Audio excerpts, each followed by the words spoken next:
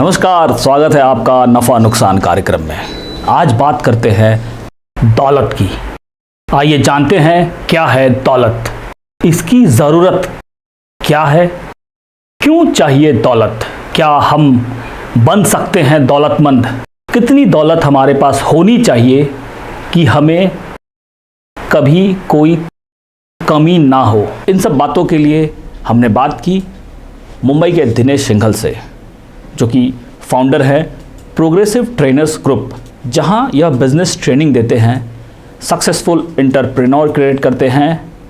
एक ऐसी शख्सियत जिनका बहुत लंबा समय फिल्म इंडस्ट्री में, फैशन इंडस्ट्री में, बिजनेस डेवलपमेंट में बीता है। बहुत सारे ऐसे ब्रांड्स इन्होंने लॉन्च किए हैं और उन्हें सक्सेसफुल भी बनाया है। आइए उनके इस सक्सेस की जर्नी की कहानी में हम भी शामिल होते हैं। चलिए मिलते हैं दिनेश सिंघल से। तो ये है दिनेश सिंघल। दिनेश जी नमस्कार, हमारे नफ़ा नुकसान कार्यक्रम में आपका बहुत बहुत स्वागत है। नमस्कार, good day to all of you. I am once again Dinesh Singhal from Bombay, from Progressive Trainers Group, and I am going to talk to you today about wealth. दौलत जो आप हम सबको जो है इकट्ठी करनी ज़रूरी है, क्योंकि दौलत से ही हमारी ज़िंदगी चलती है। रुपया पैसा जो है वो तो बहुत ज़रूरी है, उसके बगैर ज़िंदगी जी नहीं जा सकती है। अपनी बहुत रिस्पॉन्सिबिलिटीज़ होती हैं, खुद के प्रति रिस्पॉन्सिबिलिटी होती है, फैमिली के भी प्रति रिस्पॉन्सिबिलिटी होती है, बच्चों के बच्चे, रिश्तेदार, सबके प्रति रिस्पॉन्सिबिलिटी होती है। और वो रिस्पॉन्सिबिलिटी निभाने के लिए हमको दो चीज़ की बहुत सख्त ज़रूरत है। एक तो हमारे वक्त की, टाइम देना पड़ता है, तो उसके लिए टाइम निकालना पड़ता है। और दूसरा रुपये पैसे की ज़रूरत है। और रुपये पैसे कहाँ से आएंगे? रुपये पैसे जो हमारी जमा पूंजी है, और जमा पूंजी को ही वेल्थ बोलते हैं, तो जमा पूंजी में से ही आएंगे। आइए मैं कुछ आज तरीके बताता हूँ कि जमा पूंजी कैसे इकट्ठी की जाए। कई लोगों को बड़ी तकलीफ होती है कि हम अपने पैसे जमा नहीं कर पाते।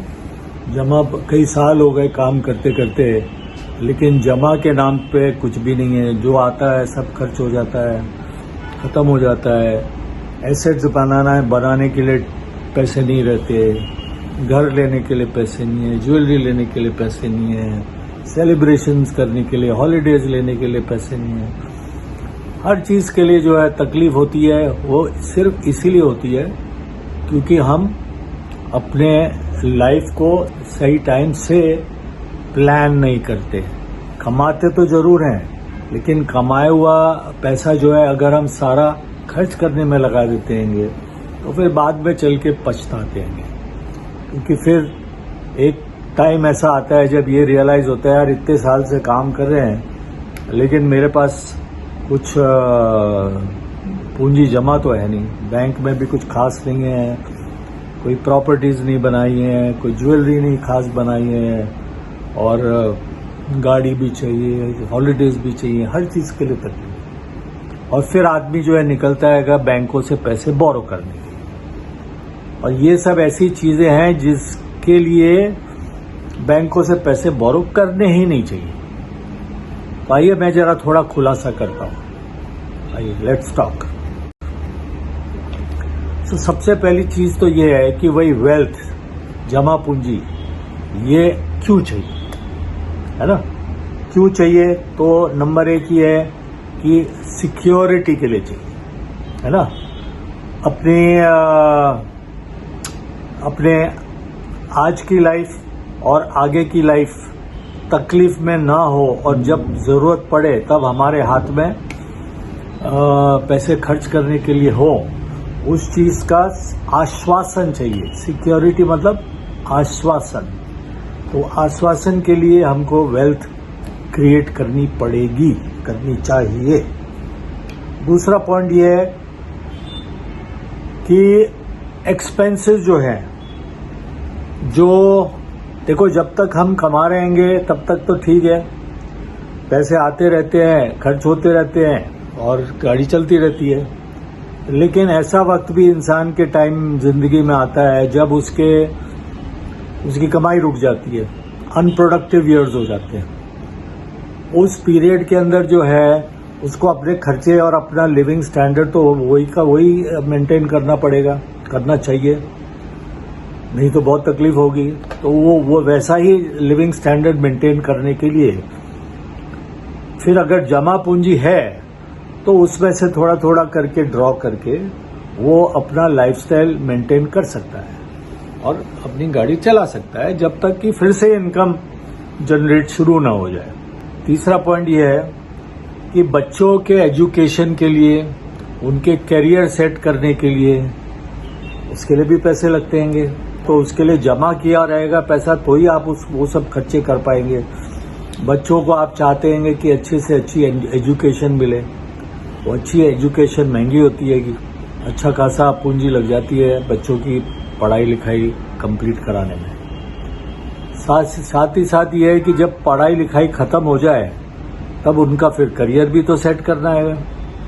करियर सेट करना है, चाहे उनको कोई प्रोफेशन में डालना है ना, या फिर उनको कोई बिजनेस में डालना है या कोई इंडस्ट्री में डालना है, कुछ भी ऐसा करना है तो उनके हाथ में जो है उनके ऊपर पूंजी और खर्च करनी पड़ेगी, उनके हाथ में कुछ पूंजी देनी भी पड़ेगी। तो ये सब कहाँ से आएगा? तो आपका खुद का अगर बचाया हुआ, सेव किया हुआ पैसा हो, वेल्थ हो, जिसको आप कैश करके इन चीज़ों के काम में ला सकते हो, बहुत बढ़िया है और बहुत ज़रूरी है। नहीं तो फिर आपको बैंकों से लोन वोन लेना पड़ेगा। फिर बैंकों से लोन लो, ब्याज भी दो, EMI भी दो, कमाई हो ना हो, लेकिन बैंक तो अपने पैसे पूरे ले ही लेंगे।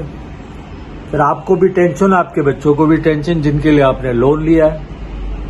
समझा? जमा पूंजी चाहिए आपके हेल्थ इश्यूज हैंडल करने के लिए, टैकल करने के लिए। कभी भी किसी भी फैमिली मेंबर को या खुद को हेल्थ इश्यू आ जाए, तो उसके ऊपर पैसे खर्च होते हैं। हॉस्पिटल में जाना पड़े, डॉक्टर के पास जाना, दवाइयाँ हो, ऑपरेशन हो, ये हो, कुछ भी हो, वो सब जो खर्चे जो है वो पैसे जमा होंगे तो वो खर्चे आराम से हो जाएंगे, सब मीट हो गया और कोई तकलीफ भी नहीं होगी। तो ये इमरजेंसीज के लिए जो है वो जमा पूंजी चाहिए, उसके लिए भी। फिर लोगों को जो है घर खरीदने के लिए भी पैसे लगते हैं, और घर भी जो है आजकल जो है कोई हजारों लाखों रुपए में नहीं आते हैं। आजकल के ढंग के घर भी जो है ना वो भी 50-60 लाख से ऊपर, करोड़, 2 करोड़ ऐसे टाइप के, या डिपेंड कैसे शहर में रह रहे हो और कितना बड़ा मकान चाहिए, किस स्टैंडर्ड का मकान चाहिए, उसके हिसाब से जो है आपको अपने स्टैंडर्ड का और अपने इनकम और रहन सहन के हिसाब से अगर घर चाहिए तो पैसे तो लगेंगे। वो पैसे कहाँ से आएंगे? छोटे मोटे आपकी जो मंथली इनकम होती है उसमें से तो आ नहीं सकते। तो अगर आपने बरसों से जो है कुछ मोटा पैसा जमा करके रखा है, उसी से जो है फिर आप कोई घर खरीद सकते हैं, और या फिर से बैंकों के पास जाओ, फिर से जो है बैंक से कर्ज लो 20 साल, 25 साल, 30 साल का, और फिर EMI और वगैरह भरते रहो। खुद के पैसे होंगे तो बैंक से कम पैसे लेने पड़ेंगे, जल्दी कर्ज उतर जाएगा, या हो सकता है आपके पास इनफ है कि आपको पैसे बैंक से लेने ही नहीं पड़े, वो सबसे अच्छी बात है। घर खरीदने के लिए पैसे लगते हैं, पूंजी लगती है, वेल्थ हो तो वो काम में आती है। और गाड़ी खरीदने के लिए, ट्रांसपोर्ट खरीदने के लिए, खुद के लिए भी चाहिए, बाद में बच्चों के लिए भी चाहिए, बीवी के लिए भी चाहिए। जैसा स्टैंडर्ड ऑफ लिविंग, जैसे लोग, जैसा रहन सहन, वैसे गाड़ियां चाहिए।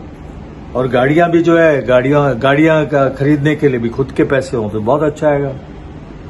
नहीं तो फिर से बैंक के पास जाओ, और बार बार हर चीज के लिए अगर बैंक के पास जाओ और बैंक से लोन लेते रहो तो ऐसा चक्रव्यूह में फंस जाना है इंसान को कि कभी निकल ही नहीं पाएगा। ऑलवेज EMI EMI EMI, हर महीना का बिगिनिंग में EMI जाएगा और टेंशन आएगी।